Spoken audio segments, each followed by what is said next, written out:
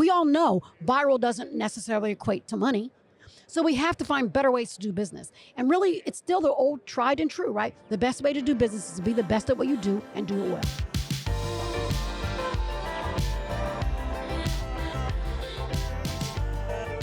We're back here at the Aesthetic Meet 2025 in Austin, Texas, and I'm sitting down with my friend Angela Chatterfield from Elite Med Listings. Did I get it right? You did. How you doing, Angela? I'm doing awesome and amazing. Thank you for asking. Yes, of course. I haven't seen you in a few years. So when you just No. walked up, she just walked up, and I saw her, and I said, what are you up to? And I said, actually, never mind. Sit down and tell me, and don't tell me out here in the aisle. Tell me on the podcast. So tell us what you're up to. Super excited.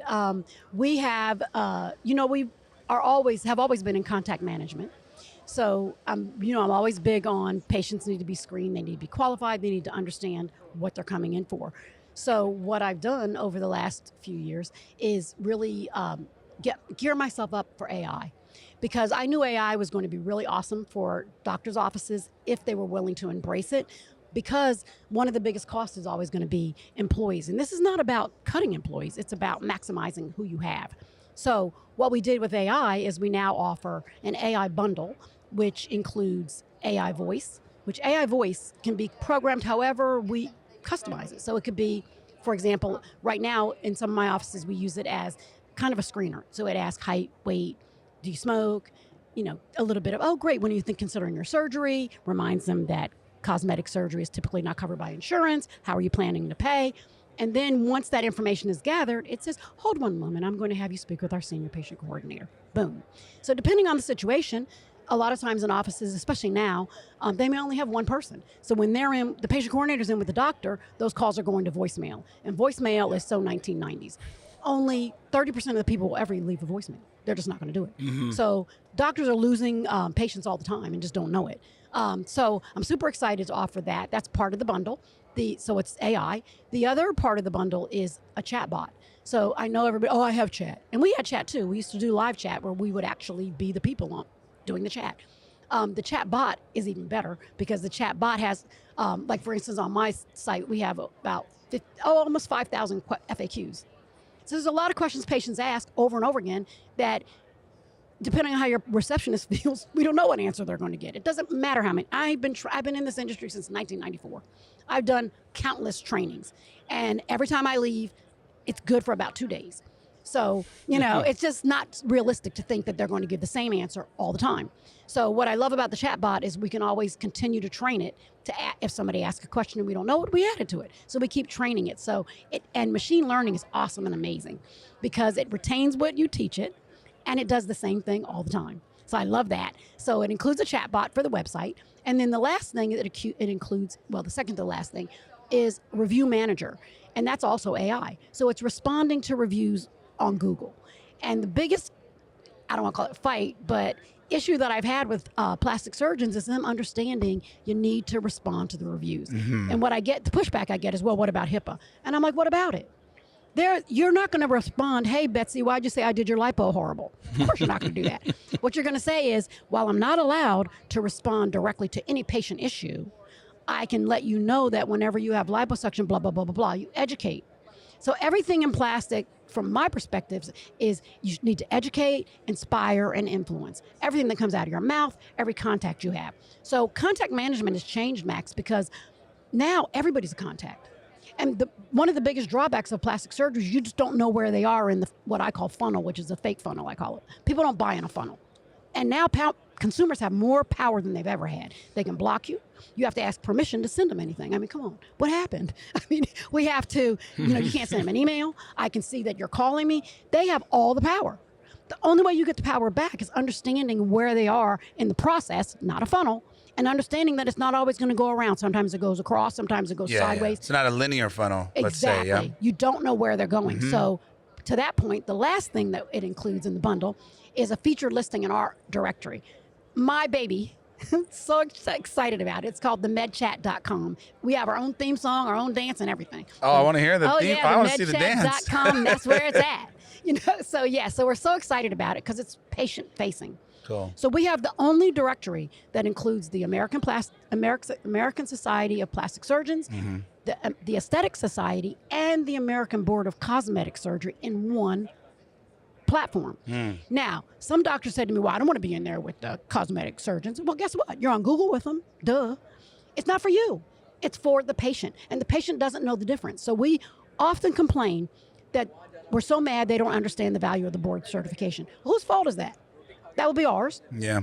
And when you tell them in an appointment, their eyes glaze over because we haven't made a big deal out of it in the right space. So the nice thing about the directory is it's free to be listed.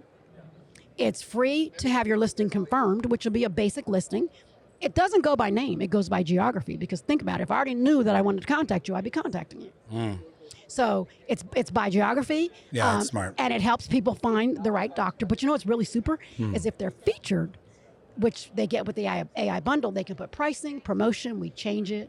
We talk, they can call us. We know you, so we can talk about you.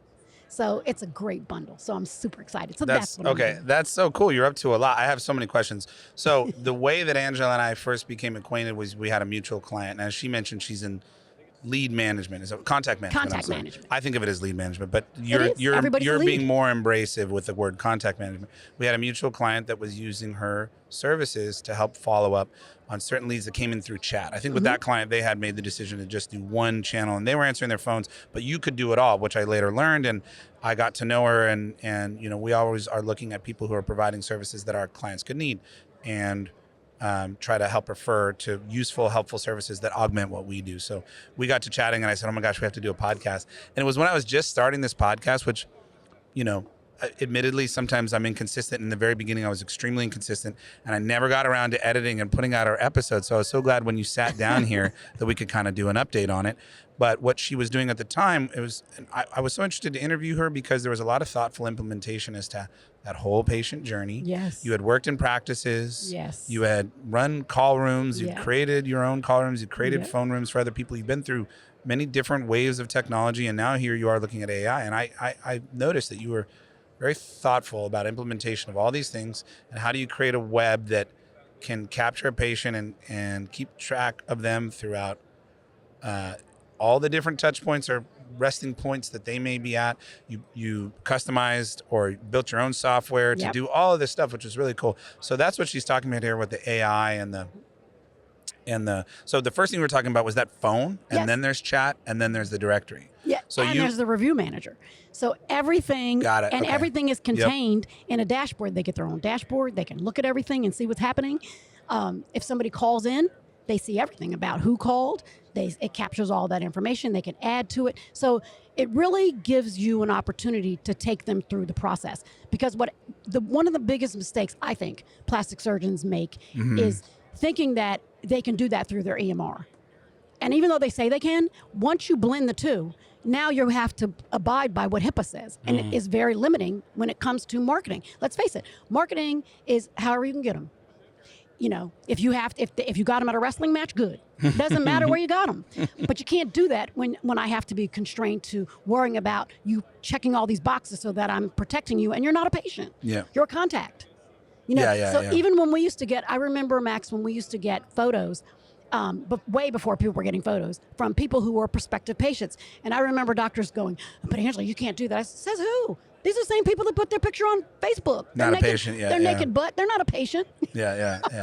And they're like, oh, now everybody does it. So we were kind of the first to really get in and really understand that if we get in early, and also if you invest the time to really qualify and screen the patients, our calls were typically 22 minutes, then you have the 0.005% no-show rate that we had. That's cool. You have the 70% close because rate. you had a whole pre-consult phone process, right? Yes. Which I really liked. Yep. That was really cool. And Yep. and you were telling me back then how there was the attendance rate, or whatever you want to call it, the no-show rate was Very dramatically improved because you do that, right? Yep, very low. And That's even cool. when doctors, some of my offices would come back, and because the patient would say, well, Elite scheduled them. I mean, not the patient coordinator would say, Elite patient scheduled them. But you know, we track everything. That's the thing, guys. I'm teaching these docs, track everything. So it only happened once. As soon as I say, look, then they go, okay, you're right. Yeah. Okay. So what you're saying, you're actually using AI voice on phone as the first point of contact, and then figuring out different you can use voice, right. you can, because we don't know where. This is the point. This is why I did the directory. One, I did it for the patients, but also I did it because you don't know where they're going to look. That's always been, I mean, I don't know if you remember my favorite job that I had and where I came from, Yellow Pages. Oh, you did tell me about that. And I was the sales director. I mean, I made a lot of money, and it was a great business. And I understood, and what I loved about the Yellow Pages was that people were only there for one reason. They weren't being distracted by the grandbaby's picture or some influencer. Well, Google's the closest thing we got now, right? Right, but you know what the difference is? When I would go and sell Yellow Pages to a roofer, I sold them under roof, I sold them under gutters and downspouts. Now, Google broke it down so bad that you had to guess which word they were going to pick and pay for them all. So what happened was everybody pays more. Yeah, no, you're right. I know. They sliced it and diced it. Yep. So you're finding voice work. So when I call, I'm talking to an AI voice, and then it'll route me to the right person at the appropriate point. If that's how you want to set it up. You can also set it up that it makes the appointment. It depends on, all the way through. Yep, I can customize it. AI can make it all the way through. Yep, I can customize it however the doctor wants. Or you don't want to use AI at all? Or if you don't want to use AI at all and you just want to get the directory, that's fine too. They can buy a featured listing. Will you offer a call management service with no AI where a human can pick it up? No. Or you're not doing that anymore? I don't do that anymore. Because that's what you were doing at the time. Right. So you don't do that. I still have some legacy accounts. Okay. But I'm not doing that for a lot of reasons. I mean, the reality from a business perspective, it was very hard to scale because every time we got new clients, I had to go train. It's a lot of training, which again, the AI solves. Yes, I had to train 5 patient coordinators. Yeah. I do think AI voice will come into a place where it's good enough, and perhaps they're going to tell me it already is. I've seen some that are really close, but I'm being a little bit picky. Also, where the industry, our clients, particularly plastic surgeons, are okay with it, and that's a meeting point that's tricky. It's a real precise bullseye to hit with those two things converging. But I also think right around the time it hits, we're also going to see that the patient population just doesn't use the phone very much. That's exactly right. And I will say that's why we did the bundle. Because even with our directory, they can call us too. Because I have patient coordinators that can talk to them, but we still get 8 calls, maybe 7. The chat, crazy. Yep. I also have a cost estimator on the website, so they can do a cost estimator. That gets activity, but very few calls. But even the chat bot has to be set up and trained in a way that matches our audience. Everybody can do chat, but everybody can't do chat well. What you want to make sure of, so one of the things, for example, is some doctors have chat on their site, and the first thing they do is pop up and ask me contact information. People hate that. Yeah. We program our chat usually to answer the question and ask for your first name, then answer your next question, and can I have your last name? So it's very conversational. Very smart. And it's also very, very relational to the patient. Yeah. If I ask your height and your weight, no matter what you say, I'm going to say, thank you so much for sharing that. Most people, if you're not in this industry, they don't know to put that in there, but it's very important. If I told you I'm 5'4" and I weigh 280, I want you to say, thank you for sharing that. Yeah. Not next. Yeah. Keep that human conversational touch there. Can you train your AI specific to each practice? You talked about 5,000 FAQs. Yes, I do. Those may be general ones? Some. So those FAQs that I have are in the Med Chat, which is my directory website. I see. So that I needed to have a lot. But when I go into a doctor's office, I really try to dive into what is important to them. So for example, I have some doctors who won't do surgery on anybody over a 34 BMI. I have other ones who say, no, I'm willing to go a little higher. I have some that will do medical clearance on patients even if they're 45. I have other ones that say, no, I don't do it. So it's all different. So once again, I took all of my things that I was already doing. So, we always used to put in the ops manual because we had all these doctors. So we had an ops manual with each tab for a doctor. Now it's AI. So it's what's cool is I can help more doctors. Absolutely. I was so limited before. I couldn't really help doctors, and I had to charge them a lot of money because I couldn't make a living otherwise. Now this is very inexpensive. I mean, very inexpensive. And what I always say is, if we don't have a choice in our industry, if we don't find ways to do business and lower the overhead, you just have to. If you don't lower the overhead, we'll be out of business because here's my example that I give because I'm in it so long, right? So when I started in plastic surgery, we used to charge $4,500 for breast augmentation. We had our own surgery center, and it was saline implants. There are places in the country right now you can get a breast augmentation for $5,500 with silicone implants. You do the math. 1994, 2025. Right. Who do you think loses in that story? The doctor? Exactly. Not this implant company? Exactly. Yeah. And that's why we need to find ways on our own to reduce our overhead. Right. Yeah. Very, very good sort of zoomed out view of the whole industry. That's interesting. And speaking of that, I'm asking each of our guests here because I want to hear from their unique perspectives what they're seeing. So are there any major industry trends you're seeing in 2025, or let's say the last 12 months, good or bad? Yeah. Wow. So a couple things. One, we already talked about it, right? To me, the most important, the consumer has all the power. Mm-hmm. That is so huge. And I think our response to that can't be love them to death and just love up on them and tell them how great it is and and get a concierge and have someone just give them water. No. Wow, you summed up so much there. Because it doesn't change their response, right? If I have all the power, just because you're nice to me, I'm still acting like somebody who has all the power. Mm-hmm. You just lost your water. So we have to find good ways to respond to that. So that would be, to me, the biggest trend, because that affects us the most. I know most people think I would say AI. Your patients are already using AI. Mm-hmm. The ones that are going to beat you, or that you're not going to see, are the doctors that say, hey, I'll embrace it. The ones that don't, you'll be Sears and Kmart. Yeah. That's cool. That's a good take. I like that. What do you see for the future of the aesthetic space? I think what people would like to believe is that things will just get better. I mean, I still have this, a lot of doctors that still tell me, well, they still remember their COVID days. And I'm like, stop it. That's never going to happen again. Let's just put it into perspective. You had people with money they didn't earn, no place to go. I mean, I literally had people calling me that wanted a breast augmentation that couldn't even spell augmentation. So I knew that was a fluke. Enjoyable one, but it was a fluke. Mm-hmm. When's the last time someone got 5 offers on a house? So right. Let's just know that that's never going to happen again. But what will happen is we'll just pivot and we'll adjust. I moved my business to AI because it could serve more for less. So it costs a lower point of entry for doctors to work with me and for me to be able to help them. So we now know that patients good enough is good enough.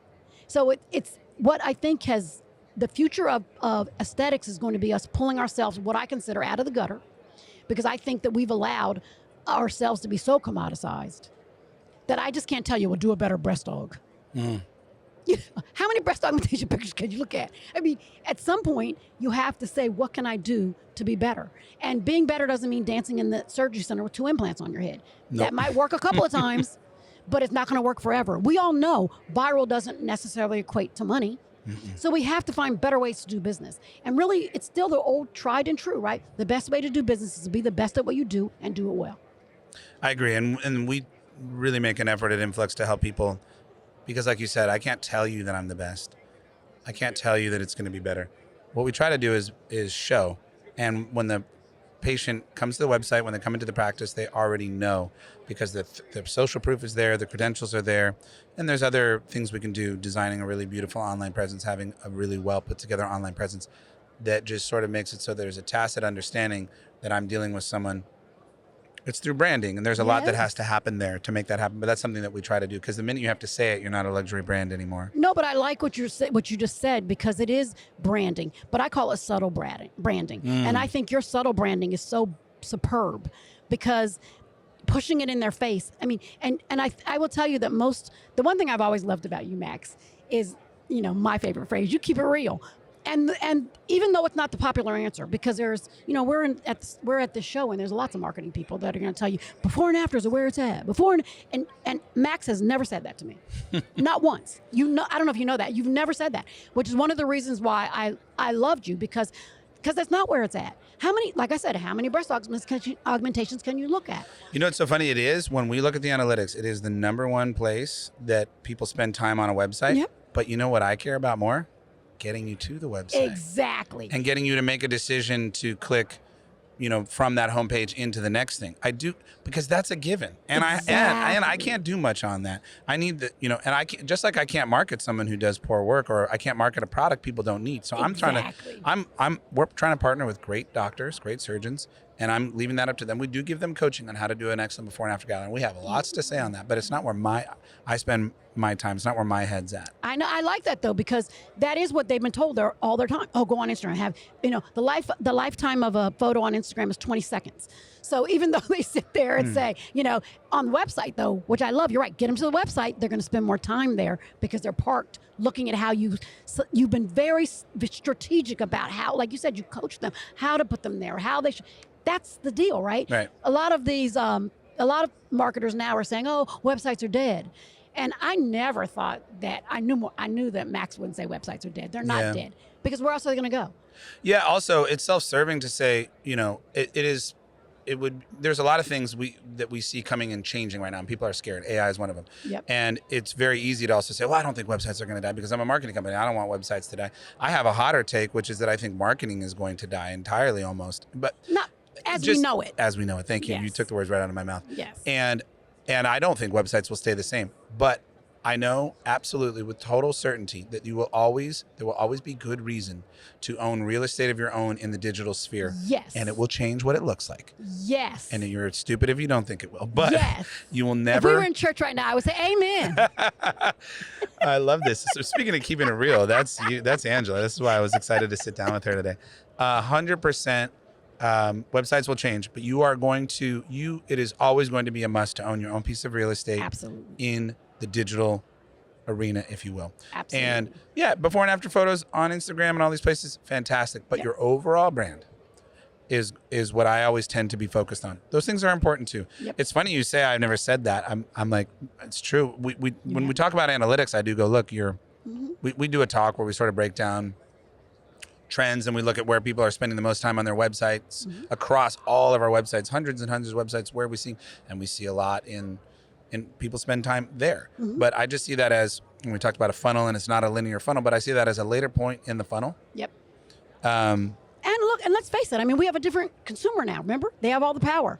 So they don't have a problem looking at a bunch of pictures. It doesn't mean they're going to buy from you. Right. And I think that also is a big change, right? So even when I said I admire you so much for not saying that, because I have a podcast and it's a patient podcast. I mean, it's all about the patient, and we talk to the patient. And that's Angela keeping it real, and we talk about before and afters all the time.